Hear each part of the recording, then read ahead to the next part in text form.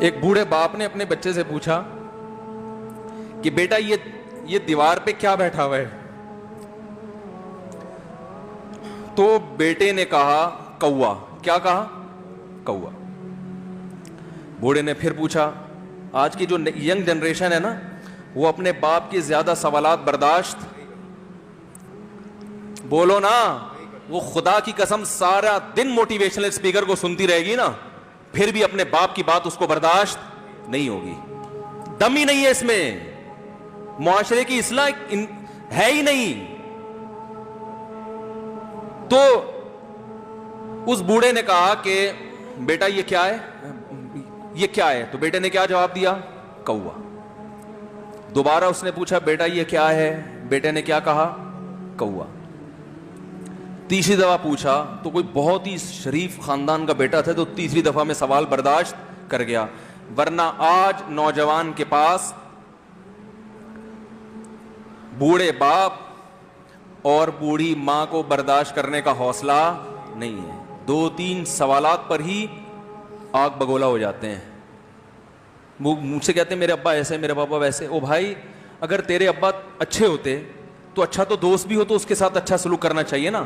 ابا اما تو خراب ہو پھر اچھا سلوک کرنے کا حکم, اس لیے کہ ان کے احسانات ان کی برائیوں سے بولو زیادہ ہیں.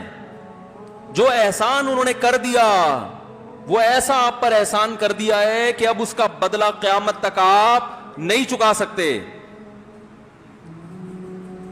تو وہ باپ نے دوبارہ پوچھا, تیسری دفعہ پوچھا یہ کیا ہے؟ تو بیٹے نے کہا کیا ایک سوال کی پخ لگا کے رکھی ہوئی, کچھ اور کام کر لو ابا, بار بار ایک ہی سوال ریپیٹ کر رہے ہو. تو باپ کو اپنا زمانہ یاد آیا. اس نے کہا بیٹا جب تو چھوٹا تھا نا, تو نے 20 مرتبہ مجھ سے پوچھا تھا کہ ابو یہ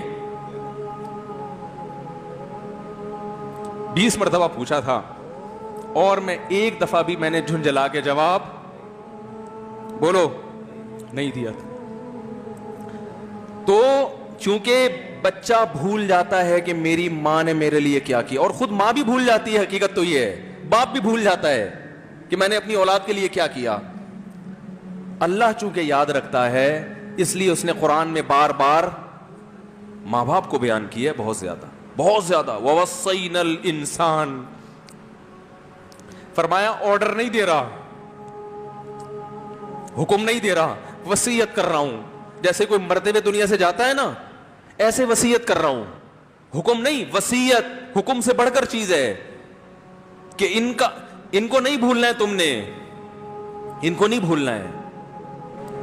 تو میرے لیے سب سے مشکل جو ٹاپک ہے نا وہ والدین کے حقوق پہ بات ہے, کیونکہ جذبات بولنے نہیں دیتے, ساتھ دماغ کو اپنا ہٹاتا ہوں میں. جو آج کل والدین کے ساتھ ہو رہا ہے, اپنی بیوی کو دیکھا کرو یار, کیسے پالتی ہے, کیسے پالتی ہے بچوں کو آپ کے, دیکھا کرو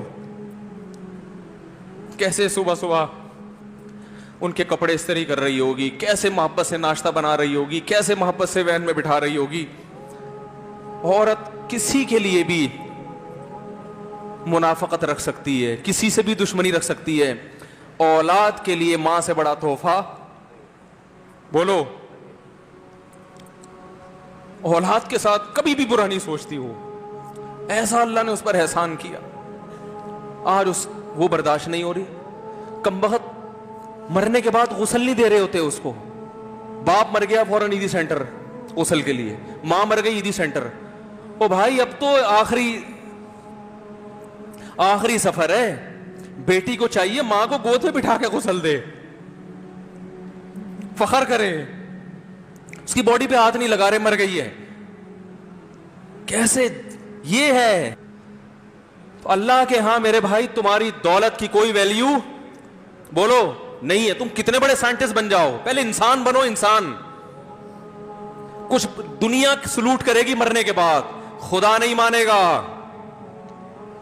بہت سے لوگوں کی قبروں پہ 21 توپوں کی سلامی ہوتی ہے, بڑے بڑے پروٹوکول دیے جاتے ہیں.